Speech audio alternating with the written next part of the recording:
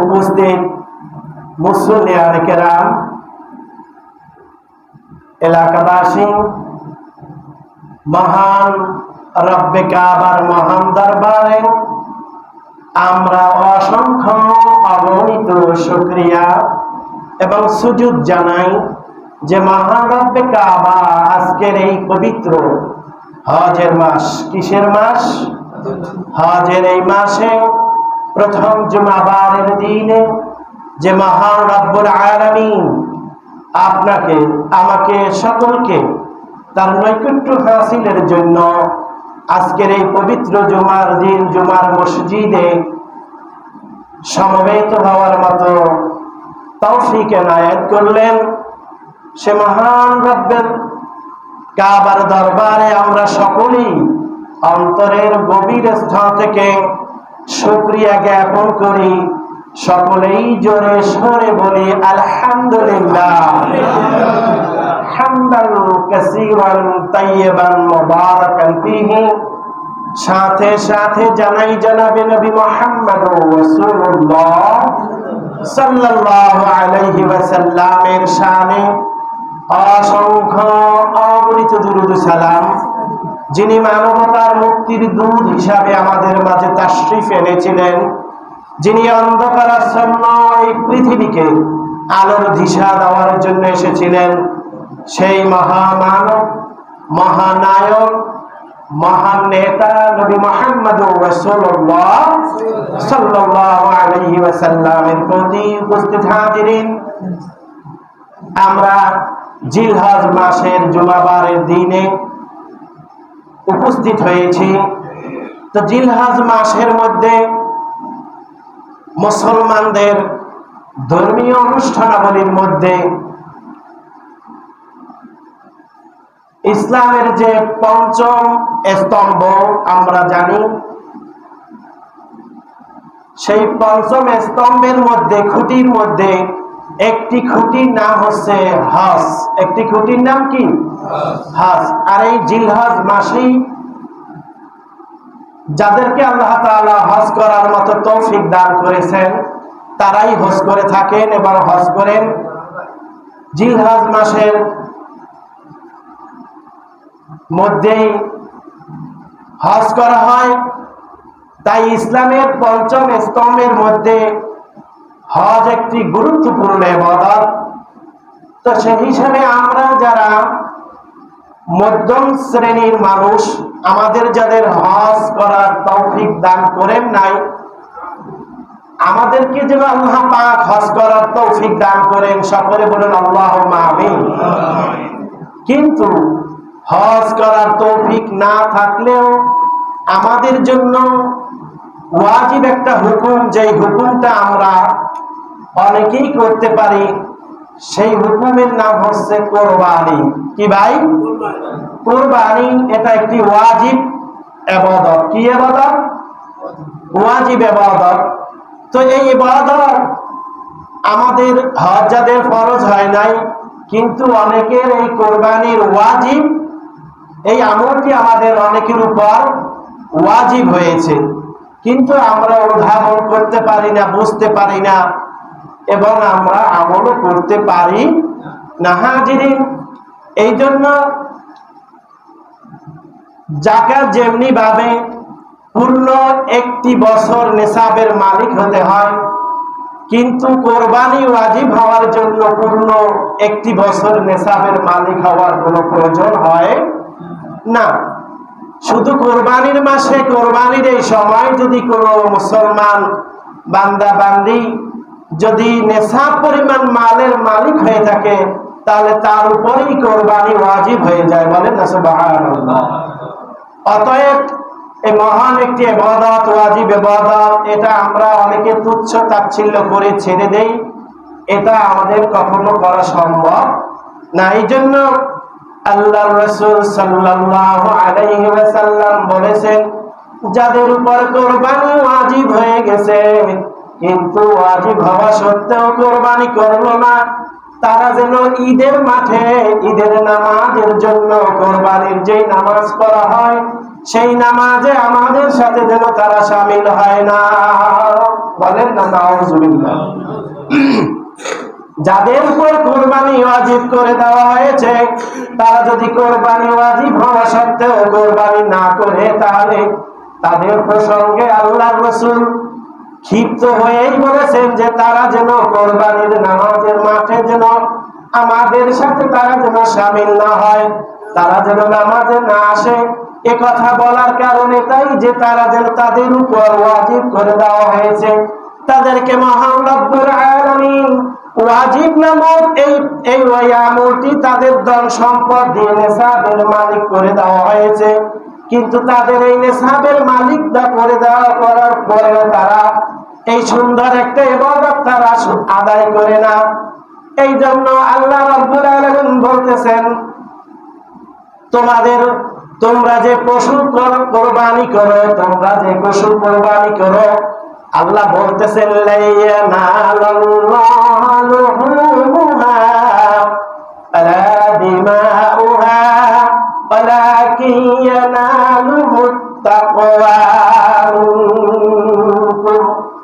তোমরা যে পশু কোরবানি করো, এই পশুর রক্ত মাংস কোনো কিছুই আল্লাহর দরবারে কবুল হয় না। শুধু তোমাদের কবুল হয় এটাই যে তোমরা তোমাদের মনের আকাঙ্ক্ষা কি, তোমাদের তাকওয়া কি, তোমাদের মনের আকাঙ্ক্ষা কি, তোমরা কি একমাত্র কেবলমাত্র আল্লাহ তাআলাকে সন্তুষ্ট করার জন্যই কি কোরবানি করো না দুনিয়াবি কোনো স্বার্থ সিদ্ধির জন্য, দুনিয়াবি কাউকে দেখানোর জন্য কোরবানি করো? আল্লাহ রাব্বুল আলামিন তোমাদের এই তাকওয়া দেখেন, তোমাদের মনের অবস্থা দেখেন। আল্লাহ তোমাদের ওই পশুর রক্ত চান না, গোশত চান না, কোনো কিছুই চান না, শুধু চান তোমাদের একটু তাকওয়া, তোমাদের পরহেজগারি। বলেন না সুবহানাল্লাহ। অতএব কোরবানি যাদের উপর নেশাবের মালিক হয়েছেন তারা অবশ্যই কোরবানি করবেন, কিন্তু তাকওয়া মনের হৃদয়ের যে ইচ্ছা উপলব্ধি যেটা করা হয় সেটা পরিশুদ্ধ করতে হবে। সেটা কি করতে হবে বলেন? পরিশুদ্ধ করতে হবে। আল্লাহ এটাই চান মনের অবস্থা। এই জন্য আমরা অনেক সময় কোরবানির গরু কিনতে যাই, আল্লাহ রাসূল সাল্লাল্লাহু আলাইহি ওয়াসাল্লাম বলেছেন তোমরা কোরবানির গরু টাকার দিকে তাকাবে না, কেন এই সম্পদ যে টাকা এটা তুমি শুধু ব্যয় করবে আল্লাহর উদ্দেশ্যে। কার উদ্দেশ্যে? টাকা যাই হোক না কেন, কিন্তু কোরবানির বস্তুটা তোমার পছন্দনীয় হতে হবে। কি হতে হবে? কথা বলেন, কি হতে হবে? পছন্দনীয় হতে হবে। কান কাটা, নাক কাটা, লেজ কাটা, এভাবে খুদবিহীন খুদ অবস্থায় যেটা তোমার সেই পশু, এটা তোমরা চয়েস করবে না, খুদবিহীন পশু চয়েস করবে। আর এই খুদবিহীন পশু চয়েস করতে গিয়ে যদি তোমার টাকার পরিমাণ বেড়েও যায়, তোমার গোশতের দিকে তাকাবে না, গোশত কত মনে হলো, গোশত কতটুকু হলো, এর দিকে তাকাবে না। তোমার পশুটা আল্লাহর ওয়াস্তে যেই পশুটা কোরবানি করবে সেই পশুটা যেন দেখতে শুনতে পছন্দনীয় হয়ে যায়। কেননা পছন্দনীয় বস্তুই আল্লাহ কবুল করে থাকেন। কেননা আল্লাহ রাব্বুল আলামিন এই কোরবানি যখন মিল্লাতে ইব্রাহিম, আমাদের ইব্রাহিম নবী আলাইহি ওয়াসসালাতু ওয়াসসালামের প্রতি যখন ওয়াজিব করেছিলেন, আল্লাহ রাব্বুল আলামিন নবী ইব্রাহিমকে পরীক্ষা করেছিলেন। কি করেছিলেন? কথা বলেন, কি করেছিলেন? পরীক্ষা করেছিলেন। আল্লাহ রাব্বুল আলামিন বলতেছেন ওয়ালা নাবলুওয়ান্নাকুম বিশাইইম মিনাল খাউফি ওয়াল জু'i ফানাকুসিম মিনাল আমওয়ালি ওয়াল আনফুসি ওয়াস সামাওয়াত। আল্লাহ রাব্বুল আলামিন যুগে যুগে এমনি ভাবে নবী আদম আলাইহিস সালাম থেকে শুরু করতে এই পর্যন্ত যত মানুষ আসবেন আল্লাহর হুকুম মানলে ওয়ালা, আল্লাহর পরহেজগারি বান্দা যত আসবেন, বান্দি যত আসবেন, প্রত্যেককেই আল্লাহ পরীক্ষা করে নেবেন। কেননা পরীক্ষা ছাড়া পাস এবং ফেল বোঝা যায় না। অতএব আল্লাহর নবী ইব্রাহিম আলাইহিস সালামকে পরীক্ষা করেছিলেন। কিভাবে পরীক্ষা করেছিলেন? তার সবচেয়ে প্রিয় যেই বস্তু হযরত ইব্রাহিম আলাইহিস সালামের 80 বছর বয়সের সময় আল্লাহ রাব্বুল আলামিন দান করেছিলেন যেই বয়সে সন্তান হওয়ার কোনো সম্ভাবনা নাই, সেই বয়সে আল্লাহ রাব্বুল আলামিন তার প্রিয় খলিল, প্রিয় বন্ধু ইব্রাহিম আলাইহিস সালামকে একটি পুত্র সন্তান দান করেছিলেন। কি সন্তান? পুত্র সন্তান। পুরুষ দ্বারা আমরা অনেকেই কিন্তু পুত্র সন্তান বেশি ভালোবাসি কি বাসি না, কিন্তু আসলে এটা ঠিক নয়। তারপরে মনের দিক দিয়ে হলেও পুত্র সন্তান সবাই কম বেশি হলে একটু বেশি ভালোবাসে, কেননা তার মৃত্যুর পরে তার ওয়ারিশ সূত্র হিসাবে তার সন্তান সেটা ভোগ করবে। আর যদি মেয়ে হয় সেটা তার অতটা পছন্দনীয় হয় না। তারপরে আল্লাহর রাসূলের দরবারে আল্লাহর রাসূল সাল্লাল্লাহু আলাইহি ওয়াসাল্লাম মেয়েদের সম্মানার্থে মেয়েদের অধিকার বেশি করে দিয়েছিলেন। আল্লাহর রাসূল সাল্লাল্লাহু আলাইহি ওয়াসাল্লামের বর্ণনায় বলা হয়েছে যে মেয়ে যাদের সর্বপ্রথম তার মেয়ে হয় তিনি যেন একটি জান্নাত লাভ করিবে, বলেন না সুবহানাল্লাহ। এটা মেয়েদের সম্মান উপলক্ষে আল্লাহর প্রত্যেক বান্দা বান্দিরা ছেলে সন্তানকে বেশি পছন্দ করে। আর ইব্রাহিম আলাইহিস সালামের শেষ বয়সে গিয়ে আল্লাহ খুশি হয়ে তাকে একটা সন্তান দান করেছিলেন।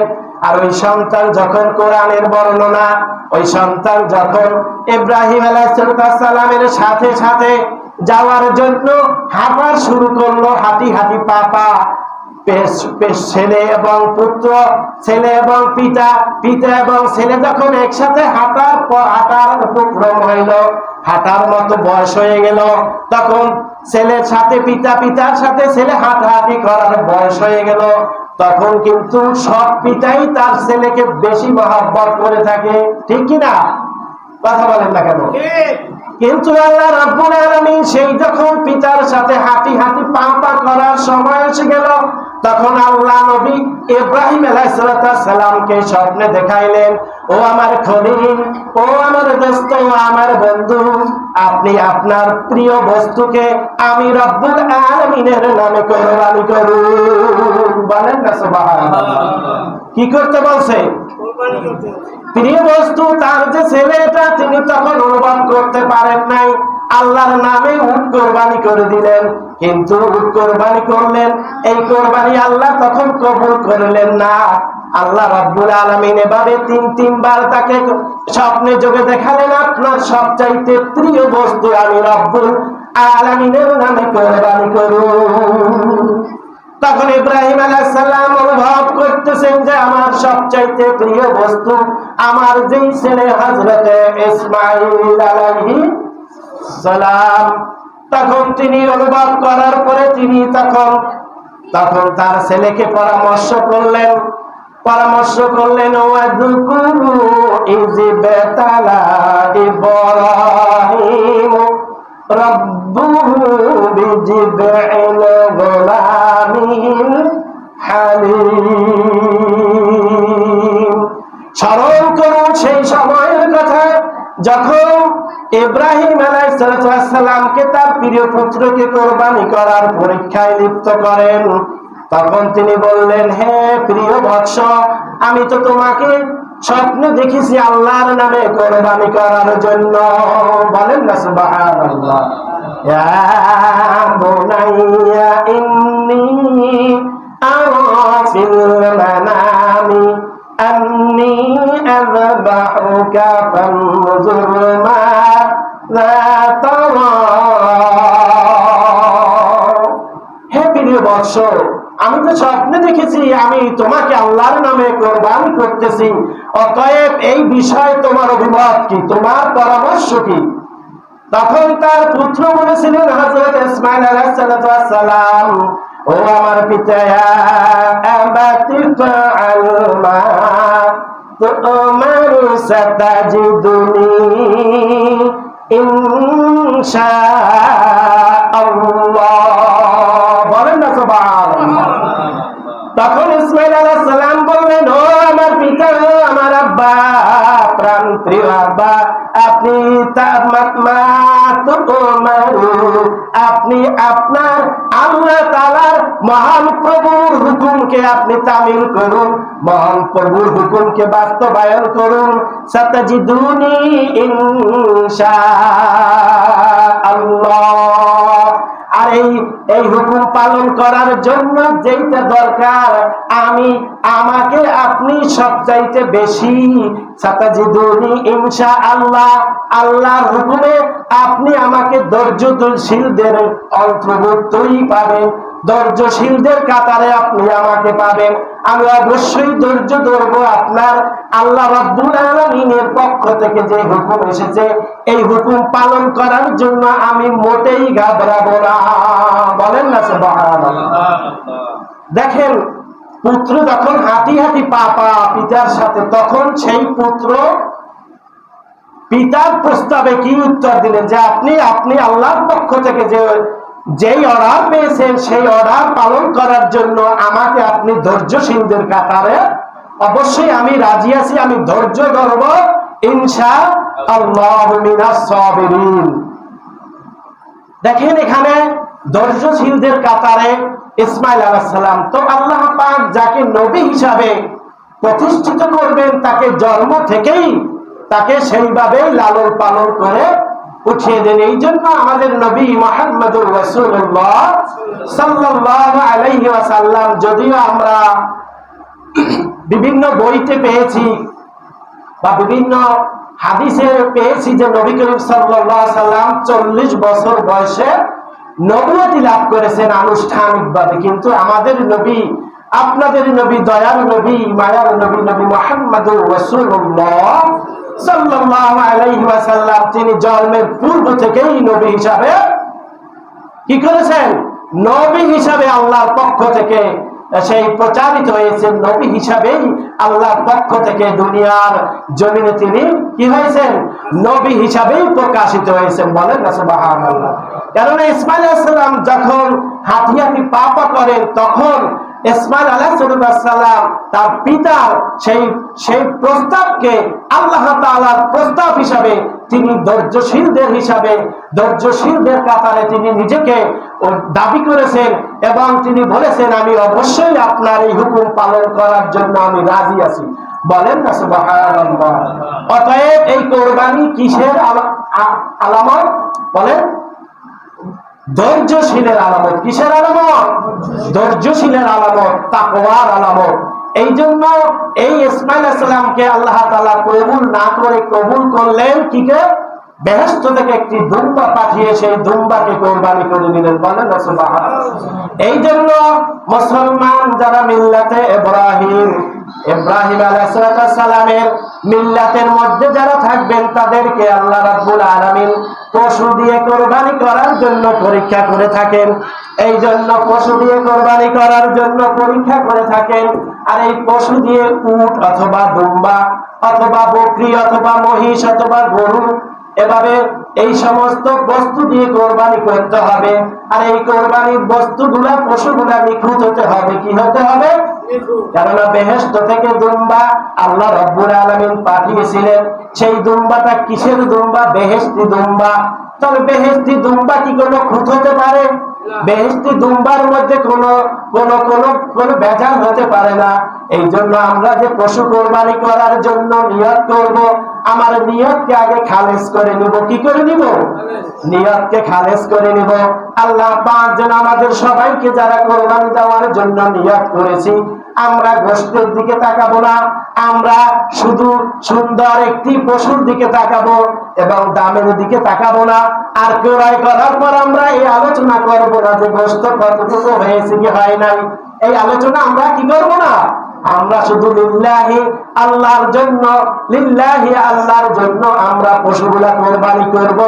আমাদের সবাইকে যেন এই নিয়তে, খালেস নিয়তে, তাকওয়ার নিয়তে, পরিশুদ্ধ আত্মার নিয়তে যেন আমাদেরকে সকলকে আল্লাহর নামে কোরবানি করার জন্য তৌফিক দান করেন। সকলেই বলেন আল্লাহুম্মা। এই আশা প্রত্যাশা রেখে আজকের এই খুতবার আলোচ্য বিষয় এখানেই সমাপ্তি। ওয়া আখিরু দাওয়ানা আনিল হামদুলিল্লাহি রাব্বিল আলামিন।